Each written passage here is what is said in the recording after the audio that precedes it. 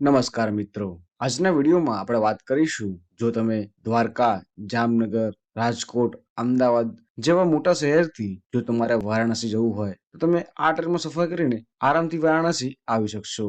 કેમ કે આજે હું એવી ટ્રેનની વાત કરીશ કે જે આ બધા શહેરોમાંથી પસાર થઈને વારાણસી આવતી હોય છે. અને આ ટ્રેન એ સુપરફાસ્ટ ટ્રેન હોવાથી આ ટ્રેન એ તમને જલ્દી વારાણસી પહોંચાડતી હોય છે. અને આ ટ્રેનને એ ઓખાથી વારાણસી પહોંચવામાં ટોટલ સમયગાળો 1 દિવસ અને 11 કલાક જ લાગતા હોય છે. અને આજના વિડીયોમાં હું તમને આ ટ્રેનની એ સંપૂર્ણ માહિતી આપી દઈશ કે આ ટ્રેન એ ગુજરાતમાં ટોટલ કેટલા શહેરોમાંથી પસાર થઈને વારાણસી આવતી હોય છે અને આ ટ્રેન એ આ બધા શહેરો ઉપરથી કેટલા વાગે ચાલતી હોય છે. અને જો આપણે આ ટ્રેનમાં સફર કરીને વારાણસી આવવું હોય તો આ ટ્રેનમાં આપણને એક વ્યક્તિનું ભાડું એ કેટલું લાગતું હોય છે. અને આવી આ બધી જ બાબતોનું આજે હું વિસ્તારપૂર્વક વર્ણન કરીશ. જો તમારે પણ ગુજરાતના આ બધા શહેરોમાંથી કોઈ પણ શહેરથી વારાણસી આવવું હોય આરામથી વારાણસી આવી શકશો. અને વિડીયોને શરૂ કરતા પહેલા જો તમે હજુ સુધી અમારા આ વિડીયોને એક લાઈક નથી કર્યું તો વિડીયોને જલ્દીથી એક લાઈક કરીને નીચેથી અમારી ચેનલને સબસ્ક્રાઇબ કરવાનું બિલકુલ ના ભૂલતા. અને હું છું તમારી સાથે અમિત ગુજરાતી અને આજે વાત કરીશું આપણે ગુજરાતથી ચાલતી વારાણસીની ટ્રેનની. અને આ ટ્રેન એ ગુજરાતના એવા સૌરાષ્ટ્રથી તમને ચાલતી જોવા મળી છે. જો તમે દ્વારકા ફરવા આવી રહ્યા છો તો આ ટ્રેન એ દ્વારકાથી પણ તમને ચાલતી જોવા મળશે, જેથી તમે આ ટ્રેનમાં એ દ્વારકાથી પણ સફર કરીને આરામથી વારાણસી આવી શકશો. અને વાત કરું આ ટ્રેનના નામની તો આ ટ્રેનનું નામ એ ઓખા બનારસ સુપરફાસ્ટ એક્સપ્રેસ રહેતું હોય છે. અને આ ટ્રેન એ અહીંયા અઠવાડિયામાં એક જ દિવસ ચાલે છે, એ પણ ગુરુવારે. અને વાત કરું આ ટ્રેનના ટાઈમિંગની તો આ ટ્રેન એ બપોરે 2:05 ઓખાથી ચાલતી હોય છે, જે આપણને ટોટલ 1 દિવસ 11 કલાક અને 55 પછી આપણને વારાણસી રાત્રે 2 વાગે જ પહોંચાડતી હોય છે. અને વાત કરું આ ટ્રેનની તો આ ટ્રેન એ ગુજરાતમાં કયા કયા શહેરોમાંથી કેટલા વાગે પસાર થઈને વારાણસી આવતી હોય છે. તો આ ટ્રેન એ સૌપ્રથમ ઓખાથી ચાલે છે બપોરે 2:05 અને એના પછી આ ટ્રેનનું એ પહેલું સ્ટેશન એ દ્વારકા આવતું હોય છે. અને આ ટ્રેન એ દ્વારકા બપોરે 2:35 જ પહોંચતી હોય છે.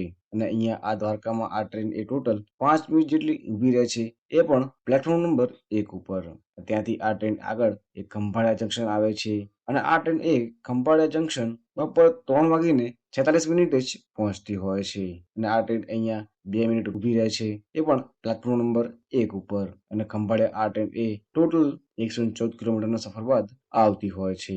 અને ત્યાંથી ખંભાળિયાથી આ ટ્રેન આગળ જઈ એ જામનગર આવતી હોય છે. અને આ ટ્રેન એ જામનગર સાંજે 4:55 પહોંચતી હોય છે. અને આ ટ્રેન એ જામનગર ટોટલ 5 મિનિટ જેટલી ઊભી રહે છે, એ પણ પ્લેટફોર્મ નંબર 1 ઉપર. જામનગરથી માત્ર 10 કિલોમીટરના અંતર ઉપર આવેલા એવા સ્ટેશન હાપા જંકશન ઉપર પણ આવતી હોય છે. અને આ ટ્રેન એ હાપા 5:14 પહોંચતી હોય છે. અને આ ટ્રેન એ ટોટલ અહીંયા 2 મિનિટ ઊભી રહે છે, એ પણ પ્લેટફોર્મ નંબર 1 ઉપર. ત્યાંથી આ ટ્રેન આગળ એ રાજકોટ જંકશન આવે છે. અને રાજકોટ આ ટ્રેન એ સાંજે 6:55 પહોંચતી હોય છે. અને આ ટ્રેન અહીંયા રાજકોટમાં ટોટલ 5 મિનિટ જેટલી ઊભી રહે છે, એ પણ પ્લેટફોર્મ નંબર 3 ઉપર. અને ટોટલ દ્વારકાથી આ ટ્રેન એ ટોટલ 253 કિલોમીટરનો સફર બાદ એ રાજકોટ આવતી હોય છે.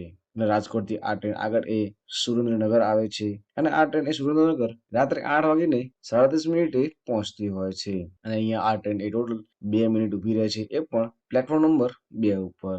ત્યાંથી આ ટ્રેન રવાના થઈ એ વિરમગામ જંકશન આવે છે. અને આ ટ્રેન એ વિરમગામ જંકશન રાત્રે 9:45 પહોંચતી હોય છે. અને આ ટ્રેન એ ટોટલ અહીંયા 2 મિનિટ ઊભી રહે છે, એ પણ પ્લેટફોર્મ નંબર 2 ઉપર. અને ત્યાંથી આ ટ્રેન એ ગુજરાતમાં અમદાવાદ જંકશન ઉપર આવતી હોય છે. અને આ ટ્રેન એ અમદાવાદ રાત્રે 11:05 પહોંચતી હોય છે. અને અમદાવાદમાં આ ટ્રેન એ સૌથી વધારે હોલ્ટ લેતી હોય છે, એટલે કે ટોટલ 10 મિનિટનો. અને આ ટ્રેન એ અમદાવાદ રાત્રે 11:05 પ્લેટફોર્મ નંબર 4 ઉપર જ આવતી હોય છે. અને દ્વારકાથી ટોટલ આ ટ્રેન એ 500 કિલોમીટરનો સફર બાદ આપણને એ અમદાવાદ રાત્રે 11:05 આવતી હોય છે. અને ત્યાંથી આ ટ્રેન આગળ વધીને ગુજરાતમાં આણંદ જંકશન છાયાપુરી થઈને આ ટ્રેન એ વારાણસી માટે આગળ જતી હોય છે. જો તમારે ગુજરાતમાં આ શહેરોમાંથી કોઈ પણ શહેરથી વારાણસી જવું હોય તો તમે આ ટ્રેનમાં સફર કરીને આરામથી વારાણસી આવી શકશો. કેમ કે આ ટ્રેન એ બીજી બધી ટ્રેનો કરતા આપણને ખૂબ જ ઝડપી વારાણસી પહોંચાડતી હોય છે અને આ ટ્રેન એ ગુજરાતમાં આટલા શહેરોમાંથી એ ચાલતી તમને જોવા મળી હશે અને આ ટ્રેન એ ગુજરાતની બહાર Ratlam junction, Nagda junction, Kota junction, Agra fort, Tundla junction, Kanpur central, Prayagraj junction જેવા શહેરોમાંથી પસાર થઈને આ ટ્રેન એ બનારસ આવતી હોય છે અને જો તમે આ ટ્રેનમાં એ ગુજરાતી સફર કરીને વારાણસી આવો છો તો વાત કરું આ ટ્રેનના નંબરની તો આ ટ્રેનનો નંબર એ 22,969 રહેતો હોય છે અને આ ટ્રેન એ ટોટલ ઓખાથી 2032 કિલોમીટરનું અંતર કાપતી હોય છે અને આ ટોટલ 2032 કિલોમીટર અંતર કાપ્યા બાદ આ ટ્રેન આપણને વારાણસી પહોંચાડતી હોય છે કેમ કે આ ટ્રેન છેલ્લું સ્ટેશન એ વારાણસી જ રહેતું હોય છે અને આ ટ્રેનની સ્પીડ એ સુપરફાસ્ટ એક્સપ્રેસ જેટલી રહેતી હોવાથી આ ટ્રેનની એ એવરેજ સ્પીડ 57 કિલોમીટર અને મેક્સ ટુ મેક્સ સ્પીડ એ 130 કિલોમીટરની રહેતી હોય છે અને આ ટ્રેન એ ટોટલ ઓખાથી ચાલે છે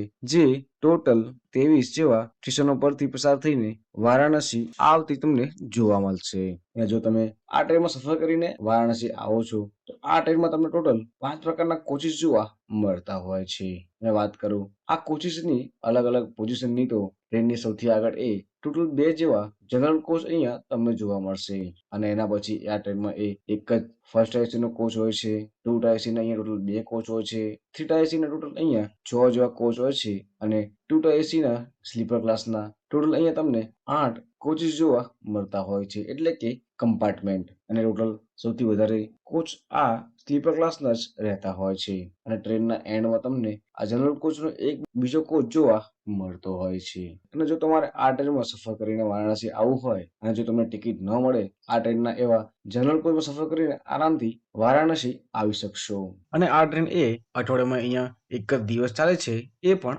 ગુરુવારે અને જો તમારે ગુરુવારે આ ટ્રેનમાં સફર કરીને વારાણસી આવવું હોય તમે આ ટ્રેન એ પસંદ કરી શકો છો અને જો તમારે વારાણસી જવાની ટ્રેન ન કરાવી હોય તમે સૌપ્રથમ અયોધ્યા આવી જાઓ અને અયોધ્યાથી તમે બાય ટ્રેન સફર કરીને આરામથી વારાણસી આવી શકશો કેમ કે અયોધ્યાથી માત્ર 200 કિલોમીટરના અંતર ઉપર આવેલું છે આ વારાણસી અને અયોધ્યાથી ટોટલ ઘણી બધી ટ્રેનો ચાલે છે વારાણસી માટે જેમાં તમે સફર કરીને આરામથી વારાણસી પણ આવી શકશો કેમ કે અયોધ્યાથી વારાણસી એ માત્ર 200 કિલોમીટરના અંતર ઉપર જ આવેલું છે જો તમે અયોધ્યાથી વારાણસી આવવાનો પ્લાન બનાવી રહ્યા છો તો તમે માત્ર 145 રૂપિયામાં જ આરામથી વારાણસી આવી શકશો અને જો તમારે અયોધ્યાથી વારાણસી ટ્રેનમાં જવું હોય તો એનો ઓલરેડી વિડીયો અમે યુટ્યુબ ચેનલ ઉપર આવી ગયો છે તમે ત્યાંથી પણ જોઈ શકશો અને વાત કરું આ ટ્રેનના ભાડાની તો આ ટ્રેનમાં તમને સ્લીપર ક્લાસ 795 રૂપિયા, 3 એસી 2075 રૂપિયા, 2 એસી 2995 રૂપિયા અને ફર્સ્ટ એસીનું ભાડું અહીંયા 5110 રૂપિયા જ લાગતું હોય છે આટલા બધા કોચમાંથી તમને જે બી કોચ અનુકૂળ લાગે એમાં તમે સફર કરીને આ ટ્રેનમાં વારાણસી આવી શકશો અને બીજી વસ્તુ એ કે જો તમે આ ટ્રેનમાં ટિકિટ મોડી કરાવશો તો તમને આ ટ્રેનમાં ટિકિટ એ કન્ફર્મ નહીં મળે એટલે તમારે જે દિવસે વારાણસી જવું હોય એને ટોટલ 4 કે 5 મહિના પહેલા ઓનલાઈન એપ્લિકેશનના માધ્યમથી કન્ફર્મ ટિકિટ લેવાનું ના ભૂલતા કેમ કે એન્ડ ટાઈમ ઉપર આ ટ્રેનોમાં એ કન્ફર્મ ટિકિટ નથી મળતી એના પછી તમારે તત્કાલ માટે વેઇટ કરવું પડતું હોય છે અને જો તમારે આ ટ્રેન વિશે કંઈ પૂછવું હોય તો મને નીચે કોમેન્ટ બોક્સમાં પૂછી શકો છો હું એનો આન્સર તમને જરૂરથી આપીશ અને અમારો આ વિડીયો તમને કેવો લાગ્યો છે એ નીચે કોમેન્ટ બોક્સમાં કહેવાનું ના ભૂલતા અને હજુ સુધી તમે અમારા આ વિડીયોને એક લાઈક નથી કર્યું તો વિડીયોને જલ્દીથી એક લાઈક કરીને તમારા મિત્ર જોડે શેર કરવાનું ના ભૂલતા